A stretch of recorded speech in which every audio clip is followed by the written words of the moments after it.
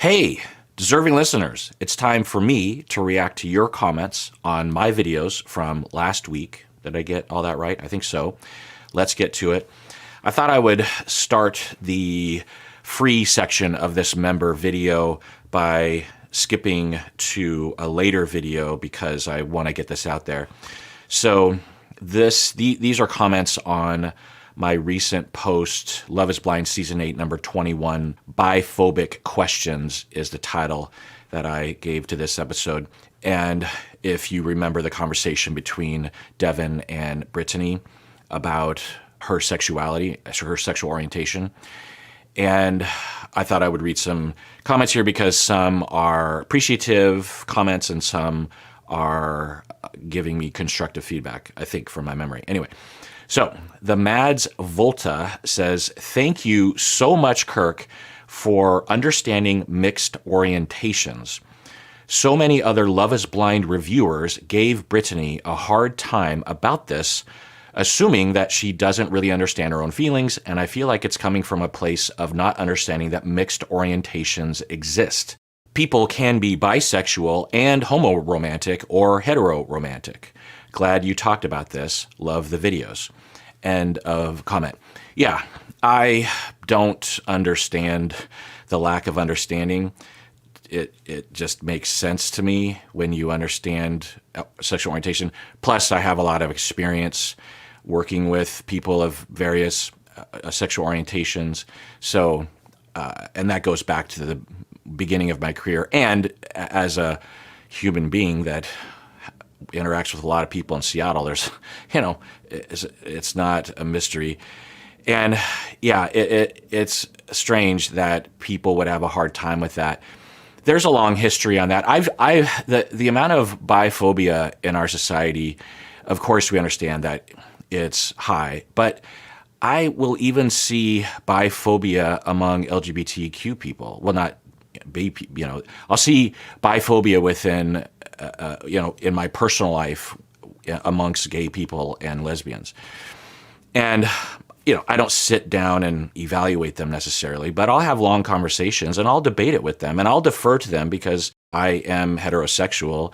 So I have a fairly limited understanding of what it's like to be in the LGBTQ community. So I have to listen a lot, obviously, but in listening a lot to bisexual people and the experiences that they have and just the own experiences they have with their own sexual orientation, I have concluded at times that some of my gay friends have some rigid views. And of course, we understand that gay people, lesbians, aren't immune to the societal notions of bigotry, of course. But also, there's a history within that I remember, actually, going back to the 80s and 90s, in which you had a lot of people who were probably gay and or lesbian and were not ready to accept that about themselves yet, so they would bridge the gap by saying they were bisexual, and they were trying to retain societal acceptance by living a heteronormative life while dabbling on the weekends in their same-sex relationships. And so there was a conversation back then and a lot of hurt feelings for people that had taken that leap into their full sexual orientation. And they would experience these people that were straddling the line, getting their needs met romantically and sexually on the weekends while retaining their privilege within the heteronormative world. And, there was naturally some resentment there. And of course, the bigger problem is that when you oppress LGBTQ people, then there's pain and suffering and there's struggle and there's literal threat that is happening, danger. And when you're in a state of danger and threat and you wonder who you can trust, then you start to be suspicious of people that aren't fully in your camp, right? And if there wasn't the bigotry, if there wasn't the danger, then I'm quite positive that everyone would have adjusted to the variation of human sexual orientation. So, there's a history there, and it makes sense to me that there are some residual feelings. But I find that with younger people, there's a lot less of that because they don't come for that history necessarily. And there's just a greater appreciation among young people today of the wide variety of human motivations and interests and turn-ons and lifestyles and orientations and genders, and it's just a wide open world for a lot of young people right now. So I would imagine, at least anecdotally this is true, but I would imagine it's also true that the rigidity around those lines and those judgments are less, I'm hoping anyway. And as I think evidenced by, and I said this in the video, that Brittany was seemingly confident enough to not only be upfront with Devin about her sexual orientation, but also in front of the cameras. That would not have happened 10, 20, 30 years ago at all. None of that would have happened, especially since she could pass as a pure heterosexual, because she does enjoy heterosexual and hetero-romantic relationships. So there would be almost no incentive to risk the danger and the threat from the outside world and the discrimination to reveal your full sexual orientation, especially in a context like that on television. So I think that we can look at that scenario and the reaction of it in a lot of different ways. And yeah, I haven't seen other reactions, primarily because I don't want things to be spoiled for me. And so I don't watch a lot of other YouTubers or TikTokers or whatever. But also, there's a lot of takes out there that I just don't resonate with, and I find that it's hard to watch sometimes. I'm not saying all of them. There are some that I absolutely resonate with. I mean, I don't see completely eye to eye with them, but in the same way that when I'm in case consultation with other clinicians or I'm talking with other professors, we never see eye to eye on everything. Therapists and professors in psychology are notorious for having their own point of view and really having a hard time with adjusting when they probably should be adjusting. But also, there's just so many points of view that we need to have or that we develop about so many things. And we all come from different cultures, not only in our family background, but in the circles that we were in graduate school, or the kind of colleagues, or even just the city that you're in. And that's right. So it's normal to me to have not complete overlap, and that's just. And along these lines, there were a number of comments and upvotes of the comments asking me to react or to comment on another YouTuber's or another content provider's take on Madison. And apparently, and I'm not going to name, I don't even remember the name of the other content provider, but what it was being described as is an analysis that Madison was manipulative and a narcissist or something like that. And what I'll say to that is that I don't know what they're saying, but anyone that says the phrase or the word narcissist, like a narcissist, is in all likelihood they don't know what they're talking about. I'm just going to tell you that. And not all the time. And certainly I've used the term maybe in the distant past before that word was ruined by all these people who don't know what they're talking about. But now, might we talk about narcissistic tendencies or personality or signs or defenses? Yeah, I talk about that sometimes. I've talked about it this season. But to confidently label someone and know what's in their heart and mind is ridiculous. So, now, I'm sure they would have their own complaints about me. The other thing is that some people were replying to those requests that I react to these other YouTubers, one in particular, and they were replying by saying that person that you're asking Kirk to react to is not a clinician, even though their name, what they call themselves, is a misleading title. It appears like this other person is a clinician by their title, by what they call themselves on YouTube, but they're not. They're just an untrained layperson that is talking about psychology and personality. The thing is that personality, The study of personality is so hard and complicated and convoluted, and there's twists and turns, and there's a viable critique of the whole endeavor to begin with, meaning that to even suggest that personality is an actual thing is scientifically dubious because it's hard to demonstrate empirically.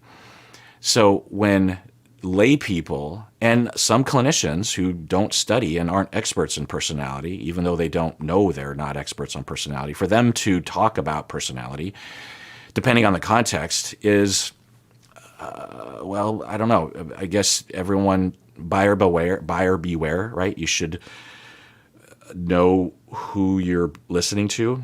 And, well, I was going to say, what's the difference? It's just people talking about things. But one, spreading misinformation, and what it does to people. Not only what it would do to cast members, that people would go after them. Someone diagnosed you as a narcissist, we're coming after you. That's one thing. But another is maybe more broad, that when people feel like they understand something, they've been taught something that is false, and they use it against their spouses, their coworkers, their friends, their kids, that happens. And I would like to think that the way that I talk about things, even if people were to try to use it in their personal life, in their relationships, I would hope that if people really listened and understood what I was saying, at least most of what I'm saying, that it couldn't be used as a method of control. Now, anyone could use what I'm saying as a way of hurting other people, because it's anything can be twisted in that way. But I would just hope that what I'm saying, it would be really hard to do that. That's not my purpose in life, but I would hope that as a byproduct of literally the way I see things, because I don't have an agenda when I propose my ideas. I'm not trying to put something out there. It is literally, as I'm watching the show, what is going through my head. I don't edit it. I just say what is in my head. Anyway, so that is me saying that. Let me know what you think in the comments. A couple other comments here. Mackenzie51, who is a YouTube member and has been for at least 6 months, says, as a bisexual person, this scene was so annoying to watch, meaning it was hard to watch Devin and his behavior. I've also been seeing a lot of people online call her a lesbian who is lying to herself. It is truly astounding that even in 2025, people do not understand bisexuality. Yeah. Now, we don't know. I mean, we didn't hear a lot from Brittany, and she doesn't have to tell us more, but there could be some complications there. She might, in the future, look back at her time right now and say, yeah, I was actually not fully aware of my complete sexual orientation. There's no evidence of that. So it's not to say that she is on a journey somehow, or that in the future she'll look back and say she wasn't as aware of her sexuality and all of its nuances as she will be in the future. Whatever, all of us could say that. All we can do in the moment is say with some certainty, who we are oriented to sexually and romantically, and we can't necessarily know for sure because there's no blood test for it. You know what I mean? So there's that. But yeah, it is astounding that in 2025, so many people, and I saw it too, I just don't understand. One, what's the confusion? Two, what is it your business? And why would you assume so much, And I commented on it when she said, I don't envision marrying a woman. I thought, I wonder what that means. Does that mean envision and like it's not what she can see in her future? Or does she not want to marry a woman? Meaning that her romantic orientation is not, in terms of marriage and long-term relationships, is not towards women. and it is towards men, whereas sexually she is oriented towards men and women, or all genders maybe. I don't know. When she said envision, that I did raise that question. It doesn't. It's not for me to say. Later, she would clarify that, and the main thing that I was reacting to was the way that Devin was approaching it.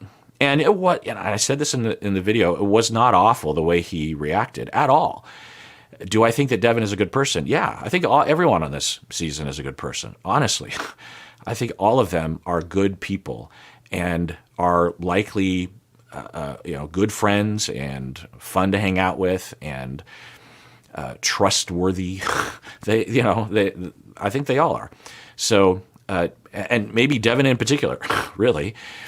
And when people come from a certain cultural pocket, which I can't know where he comes from, but there are signs that they have been brainwashed and they have been told things.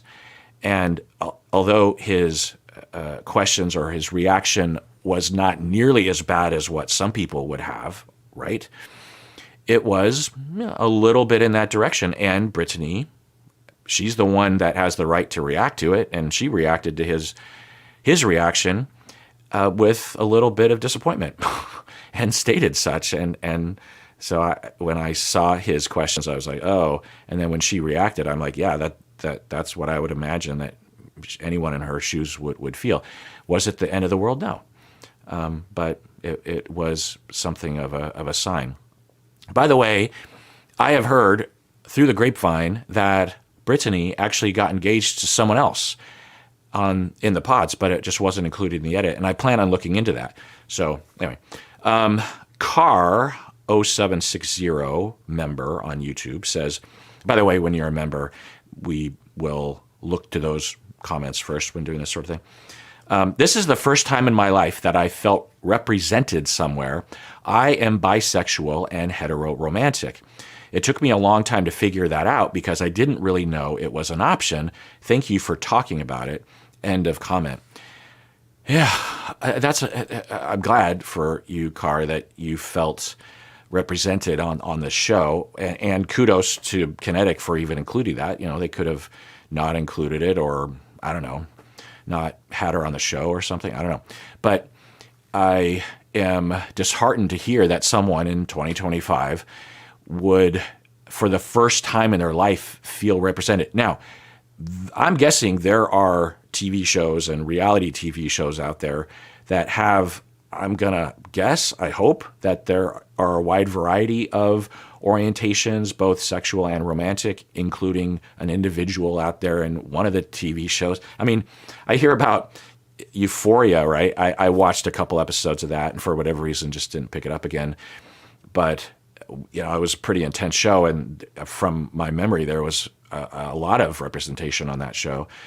So is there a bisexual? But yeah, but there's a lot of people. There's so many people that are like that, by the way. I know so many bisexual people, and I know so many bisexual people who prefer one gender to marry. They will say that. Now, they don't necessarily know for sure because I've had close friends that were on that journey, and they're just like they think, well, I think that I might be bisexual, but homo-romantic, and I don't know that for sure. Is it just because I really fell in love with this woman that I fell in love with, and I just can't envision myself with anyone, or did I just not ever meet the right guy?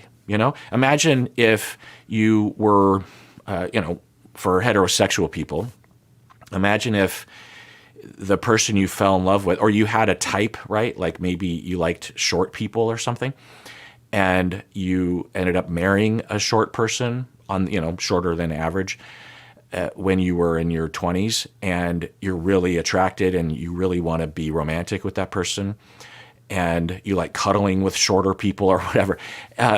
How would you know if you were oriented towards short people or not? Is it just circumstantial?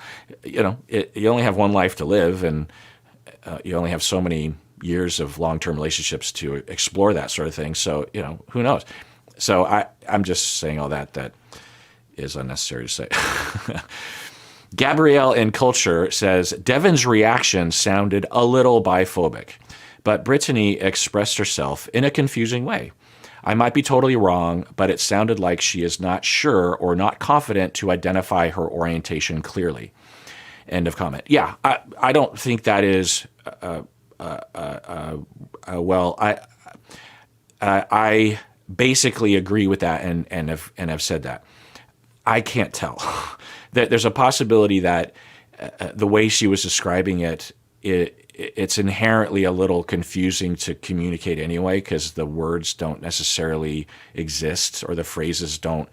Again, that word envision, maybe to her that means something very specific that's very different from what I would say.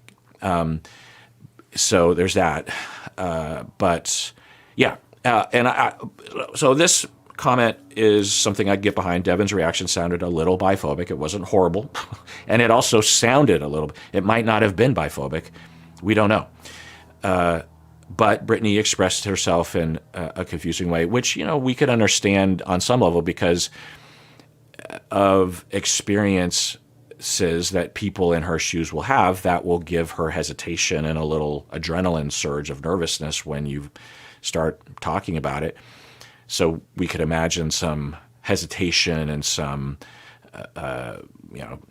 putting your foot in your mouth, or that's a strong word, but having trouble coming up with the phrase like I'm doing right now. And the last comment on this video, and then we'll go to the member section, is from Kendra Bean, who is a member for at least a year, maybe longer. Dr. Honda, I've never disagreed with you before, but I have something to say. Just chiming in. You've never disagreed with me before? That is maybe not to this degree or something.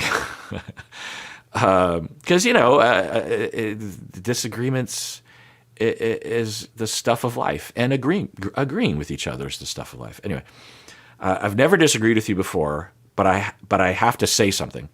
I don't think asking questions should be vilified.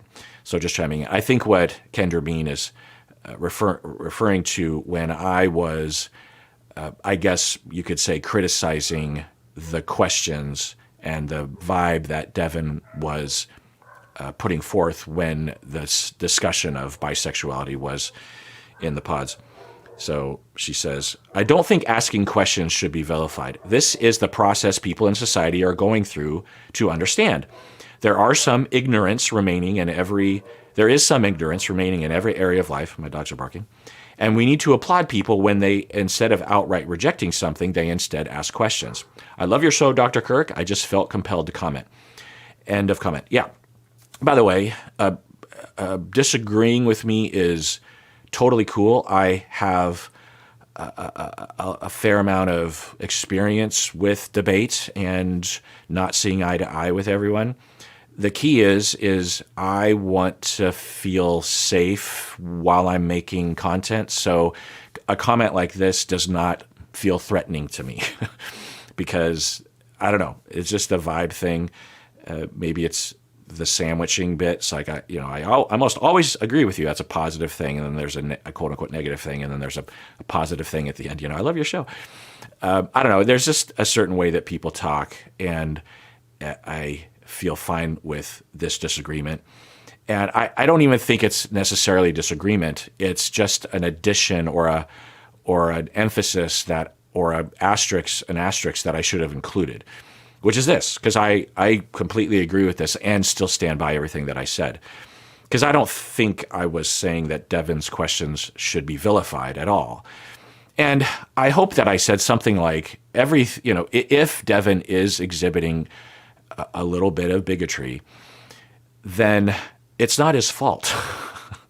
There are most people on the planet, and there's a possibility that most Americans would have an even way more bigoted response than Devin. Whether or not Devin's response was bigoted, which we can't necessarily know for sure, and we would want to ask Brittany if she felt like it was mildly bigoted, So now she did say she was breaking up, at least in part because she wasn't enthusiastic about the way that he responded, but I don't think she labeled it anything like bigotry or wrongheaded or anything. Anyway, so I think she was just talking more about general acceptance. Now, in her heart, you could imagine that she might have had such thoughts, but who knows? She didn't say.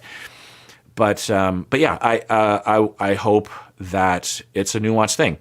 And absolutely, I stand behind this 100%. And I think I exhibited the main body of your comment when we were getting into Ben and Sarah's political conversation, that if we're going to move the arc of history towards justice, we cannot attack people.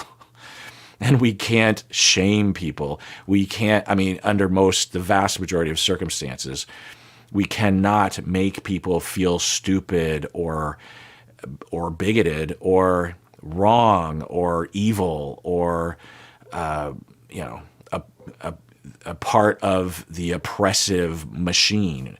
It is just unfair to say that to the vast majority of individuals. There are individuals that do have their hands on the wheel, do have the power to affect things like this, certain politicians or, famous people.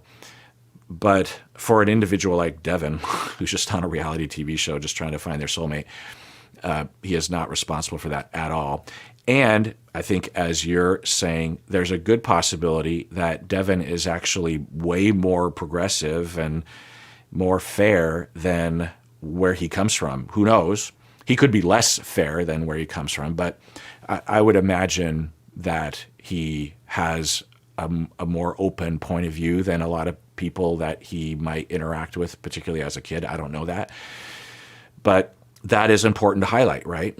And when there is potential bigotry and harm and questions are coming from that place, it is disheartening, because the ideal would be that there would be enough awareness and a lack of brainwashing propaganda in our society such that when Devin heard what he heard, he would have had a much different reaction, the reaction that Brittany was hoping for. And the reaction I think that I role played, which was something like, oh, okay, do you want to talk about that? I'm cool with that. Just more open, less concerned. The questions were questions, but there was kind of a statement in the questions. It wasn't horrific, but it was disappointing to Brittany and to me. And evidence that we've got a long fucking way to go. Because if someone in the pod said they were bisexual and, sexually attracted to men, because, she's talking to a man, and she wants to marry, because, the question that he was asking was, well, hearing that you've had sex with women before, how do I know you're not going to cheat on me? And it's just like, what? If she were heterosexual and hetero-romantic, what's the difference? There's no difference, because there's a notion that if someone is bisexual, but really anything other than heterosexual, it's sort of like there's a slut spectrum assumption. The heterosexual is the least slutty. Gay people are definitely more slutty, particularly men, right? And then bisexual people are just off the charts slutty because, they'll have sex with anyone. It's just like, what are you talking about? It's now, anyone of any sexual orientation could have a lot of casual sex or not. It doesn't have anything to do with that. And when you do studies, there are associations there, but it's not inherent in bisexuality that you're just like indiscriminate. That's what people think of it. It's just like you have no boundaries, you have no criteria. You'll just have sex with anybody, maybe anything. You'll hear shit like that. And Devin wasn't going that far, but the way he was asking the question was revealing that he had been told maybe thousands of times that notion, that bisexual people are like that, either explicitly or implicitly, and that's disappointing. So now, if Brittany had stuck it out, and if he hadn't been connecting with, I keep forgetting Virginia. For some reason, I keep forgetting her name. Then might he have come around? I guess he would have. Yeah, if he ended up getting engaged to Brittany, and they ended up talking about it more, I'm guessing he would have been quickly disabused of all the false notions that he had been taught. I have full faith in that, as I have full faith in anyone who holds these kind of views, because I've seen it. I've had it happen to me. I used to have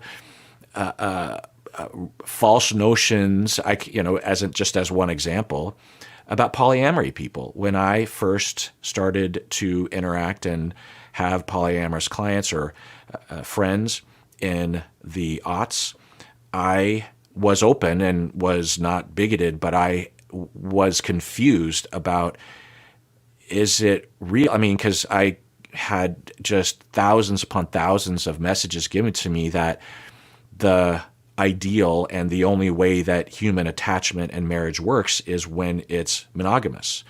Even for gay people, right? It's like you need one and one person, monogamy.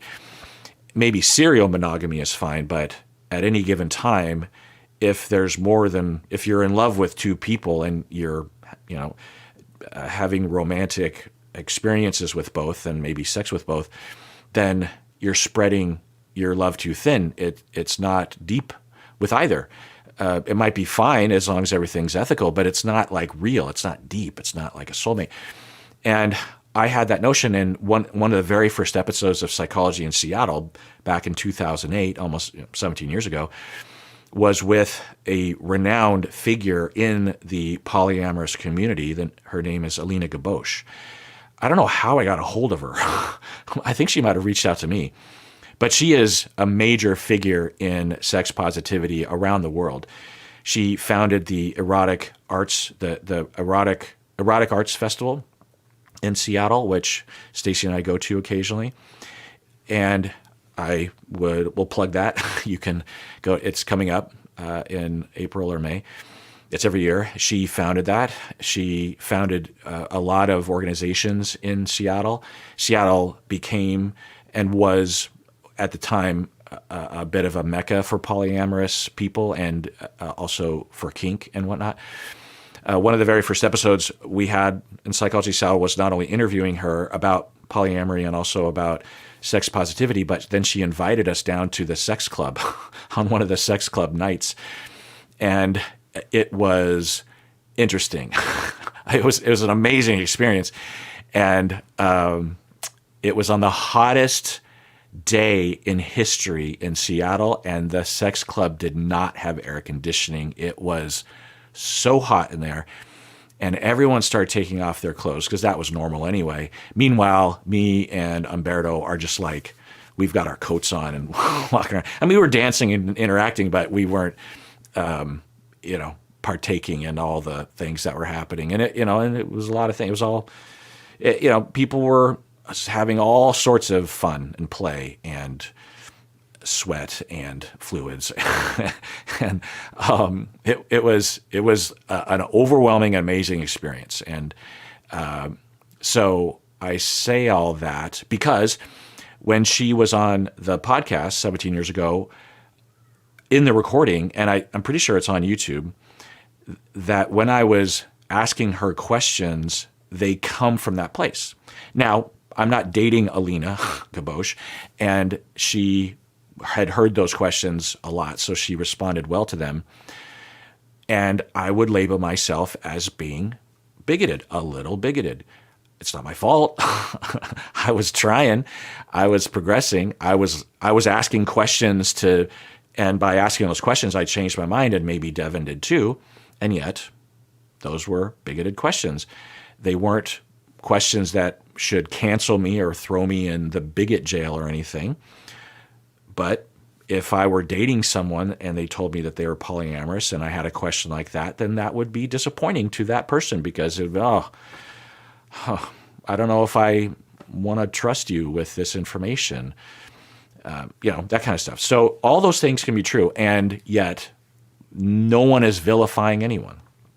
So that's that for that free section of this comment video, which is already pretty long. I am going to now say goodbye to the non-members and hello to the members, and I'm going to go over all the other comments that are on the videos from the past week. So become a member if you want to see the rest of this. Otherwise, please take care of yourself because you deserve it. You really, really do.